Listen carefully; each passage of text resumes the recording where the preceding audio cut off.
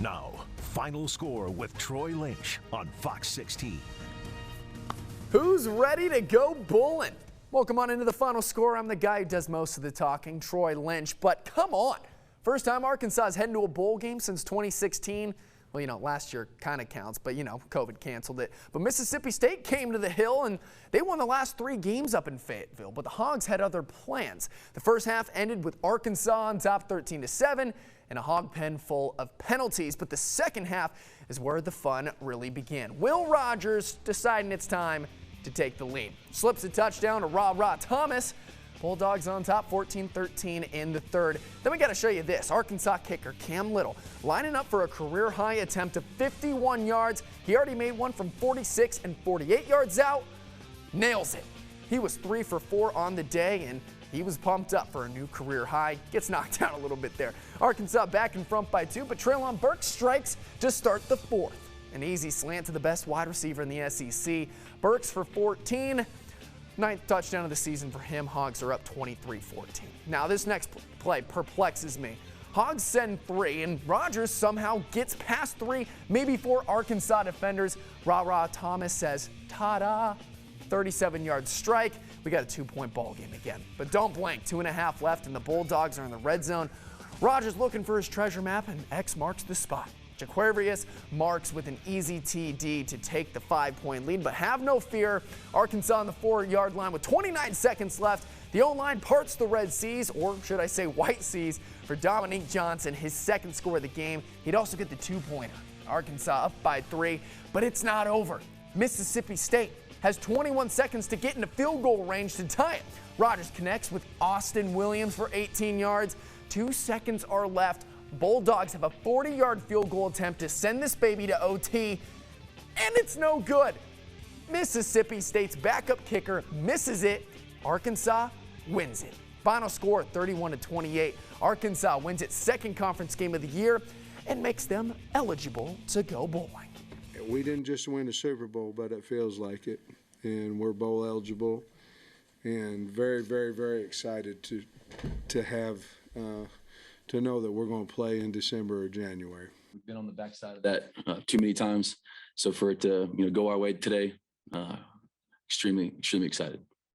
I honestly want to say the emotions are mixed right now because I don't think these young guys realize how big of a deal it is. But everyone knows that everyone's happy. Everyone's so excited because we know we haven't the last year with Pittman and we know what we've come from and everyone saw us what we came from. But I think the young guys don't realize, this is a big deal. Going to a bowl is a big deal, especially with 3 games left. We can just keep climbing our way up bowl games. And you love to see it. It's a big deal, and with the win, Arkansas moves up to 6th in the SEC West. Still behind Mississippi State, though. But trending in the right direction, they're receiving votes to get into the top 25. And Coach Pittman says he believes that they're a top 25 team in the country. But we got our #1 analyst in the country right next to me. Anthony Lucas joins me, former Razorback, head coach at Pulaski Academy, and, of course, Dad of the Year. But big win against Jacksonville and another conference title. That must feel good. Yes, no doubt. Man, another conference title. But, we don't play just for conference titles. Our long-term goal is to win a state championship, and now we're moving on to the first round of the playoffs. I got Harrison coming to town, so we're excited about it and looking forward to it. First season as a head coach, too. That's got to be exciting. Just like that last drive that Arkansas had to take the lead, 10 plays, 75 yards, and time of possession, they had held the ball for 2 minutes. How much confidence did you have in Arkansas to drive down the field and score a touchdown? Well, I was a little worried because of the way the game was going, but then I just watched KJ on that series, and he was dialed in. I mean, he was focused. KJ did a tremendous job of leading us, and Coach Browse mixing play calling up, doing what he did. And Dominique Johnson, man, was outstanding. Yeah. So, but it was good to see Trey Knox get a couple catches in too, but what great poise we showed on that last drive, and it all starts from the top, from Coach Pittman, then to Coach Browse. Yeah, and you mentioned that you loved KJ Jefferson's play on that last drive. Yes. So did Coach Pittman. Hear from him right now. I love him. I mean, he was so poised, in that 2-minute drive. I think once you do it once or something, you become more confident. And we had I'm not saying I knew we were going to go down and score, because that's a lie. but I felt confident that we, if we got the first down in that drive, which we did fast, I felt like we could score. I just think just cool, calm, collected. I mean, that's the main thing that goes through my head, just being cool, calm, collected. I mean, knowing that I'm the quarterback and everybody going to feed off my energy, so my body language and all that plays a part in it as well. So when I just tell this guy, like, hey, let's go, it's go time now, man, just installing confidence in those guys and let them know that I got their back and they got my back. So that's just the main thing, being cool, calm, collected. Now, Anthony, all I ask is you to be honest with me. Were you cool, calm, and collected when Mississippi State lined up for that 40-yard field goal to tie the game? Well, he had missed 2 prior to that. I think this was their backup kicker. Yeah. Oh, yeah, that's right. Yeah, you're right. But they had missed 2, so I was like, the mojo is there. The fans, I knew he was going to miss it. I was fine. I was relaxed, and I was like, no, it won't happen. Because like I said, yeah, that's right. It was a backup kicker. They had already missed 2 early on. No, I was really, really confident. It was a bizarre game for Mississippi State's kicking game. Brandon Ruiz, he was the main kicker. Right. He was 0 for 2, so they go, hey, let Nolan McCord try to tie the game. He hadn't kicked a ball all game and tries a 40-yarder. And that's what happened.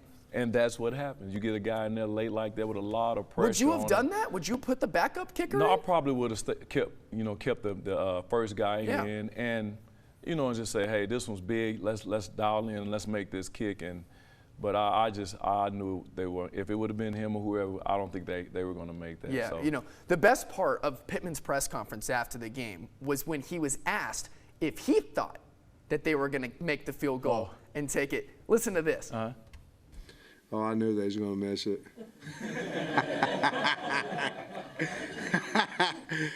Oh, shoot. Oh, my gosh. I don't think I've seen Sam Pittman laugh like that all year. I don't think I have either. And that was great, boy. I was, the last part on this interview, we were somewhere and I couldn't really hear him talk as far as on this interview, but I heard it was first class. And I'm going to go back and look it up. But, just so happy for Coach Pittman and the staff. And we're going bowling, baby. I know. We are going bowling. It's been a minute. I'm so excited for our organization and our team and those coaches and those players, man. Just so proud of them. It's been a long time coming, since 2016. That's big. It's been a while. But I got to ask you, who was your MVP of the game? Because it was a pretty balanced performance overall. I'm sorry to cut you off, but it was definitely Dominique Johnson. That kid, I mean, he ran the ball extremely well, and I think he's taking a little time from Traylon Smith right now. Yeah. But he's got great build. He's playing extremely well, catch the ball out the backfield too, but he's bringing a different type of vibe, a different type of culture to our program, and he's running with a lot of confidence. So Dominique Johnson for sure. Yeah, Dominique Johnson, a sophomore, 17 carries, 107 yards, and 2 touchdowns, 1 in crunch time. Here's what he thought of his performance yesterday. We pretty much had a running mentality coming into this game, being that they were 4th rush defense, I believe. So we pretty much had an emphasis on running the ball this week, and Coach Pittman met with me this week, and we talked about running the ball. He told me that I need to be prepared to run the ball, and I think I came in and did a good job, as well as the other backs coming in and running the ball this game. I think it was awesome. He's done that all year. We just haven't been giving him the carries, to be honest. He's done what he did tonight every time he's out there. Dominique Johnson, it's a loaded backfield that Arkansas has, and he's won over the job, and that's really impressive coming from a sophomore. But can I just give an honorable mention? You give the MVP to Dominique Johnson. I completely agree. But honorable mention's got to go to Cam Little, the kicker. The kicker, yes, phenomenal. 3 for 4 on field goals, 1 from 46, 1 from 48.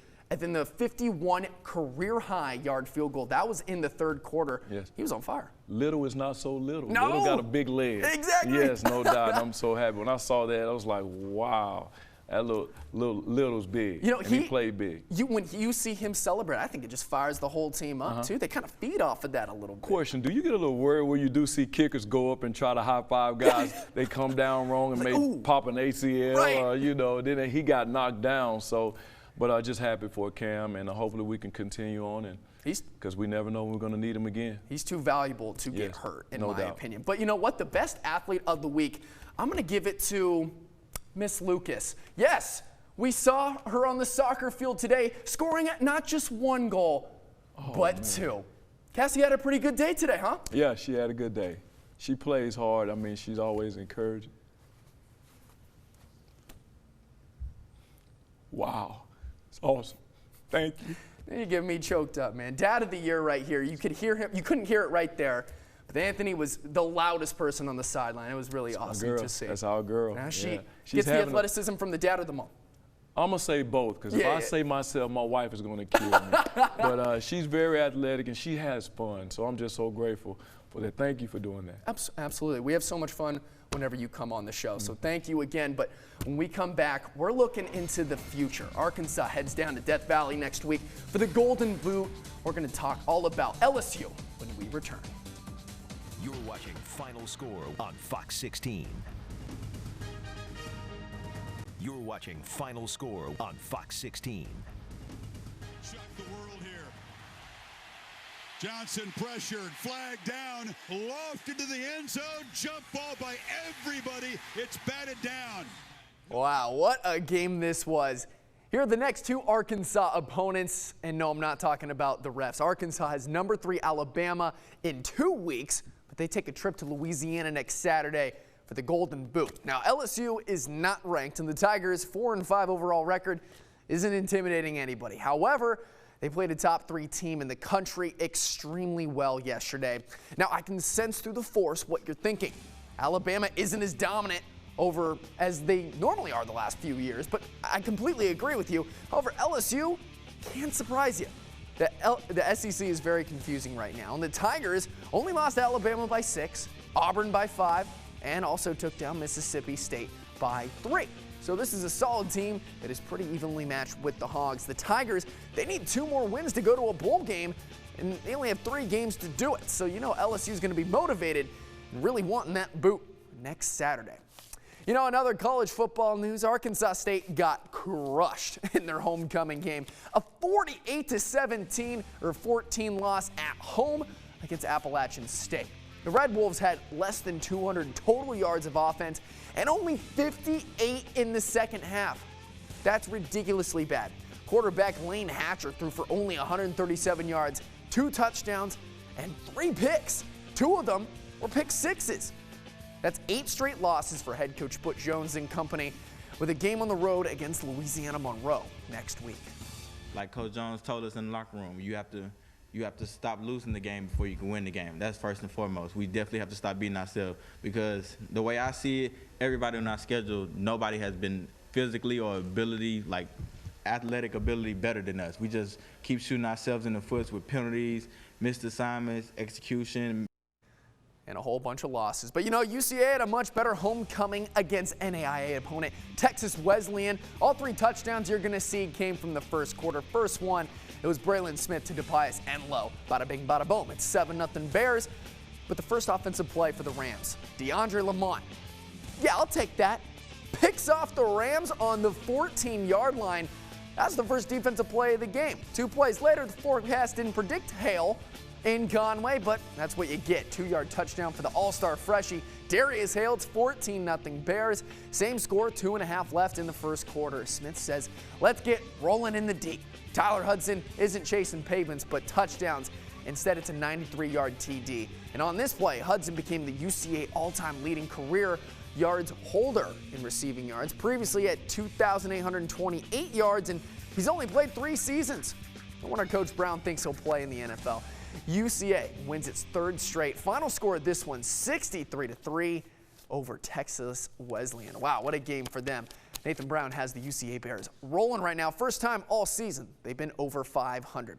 But when we come back, we're going to share with you a story that's going to make you want to stand on the arm of your couch and body slam who's ever sitting next to you. Actually, don't try this at home. But we're going to be talking about professional wrestling when we come back. You're watching Final Score on Fox 16. You're watching Final Score on Fox 16.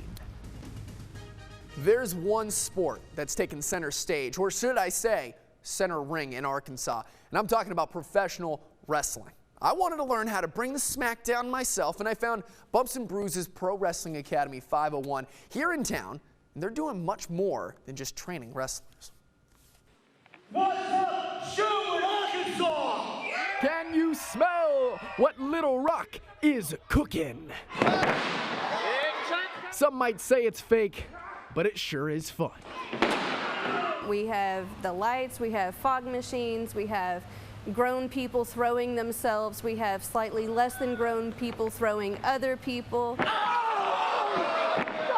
Bumps and Bruises Professional Wrestling Academy 501 has been in Arkansas for over a year and wants to teach people how to bring the smack down. We offer training for professional wrestling, ring announcing, referees, all the different things that come into the work of promoting and creating a professional wrestling show. This type of industry and this type of business will separate your mind from that reality and will pull you into this one. And then hopefully we could make your day 100 times more better. They, of course, taught me a thing or two.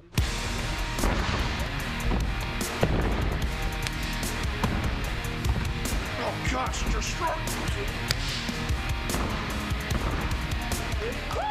After one session, I'm hooked. But every pro wrestling fan has a different reason for loving the sport.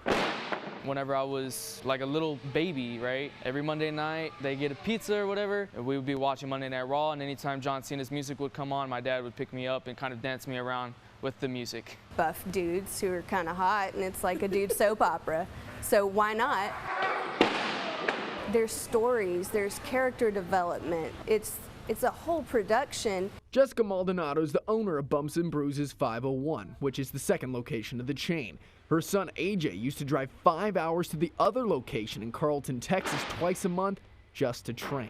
Every other weekend, every single month. And that happened for 2 years straight.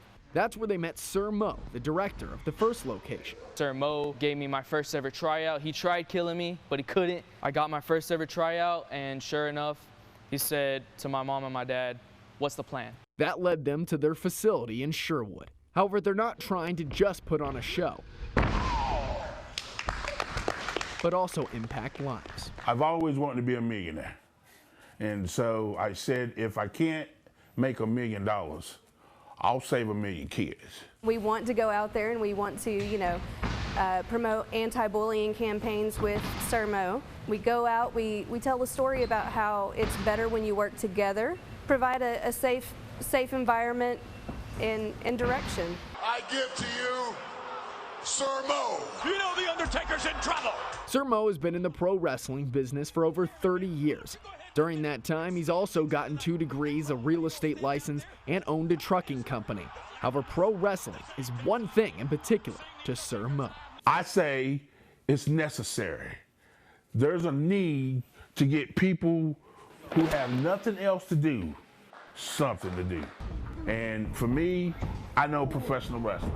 And if that's what I can offer the world, the community, that's what I want to do. If I can save one neighborhood by getting 5 of the worst kids out of that neighborhood and doing something positive, that's got to be worth something. It's definitely worth a try to step into the ring. At Bumps and Bruises 501, I'm Troy Lynch. Fox 16 News. Yeah, Bumps and Bruises, a fitting title. I definitely got a few. But you know what? I'm ready to wrestle anybody. Daryl, you ready? We wrestle. Chris, nobody wants a piece of this anymore. Hey, if you want more information on Bumps and Bruises 501, you got to check them out on their Facebook page. So much fun, a great cause. The path to saving 1 million kids is in full effect. But hey, we got the top plays coming up right after this. Tell them, Bobby.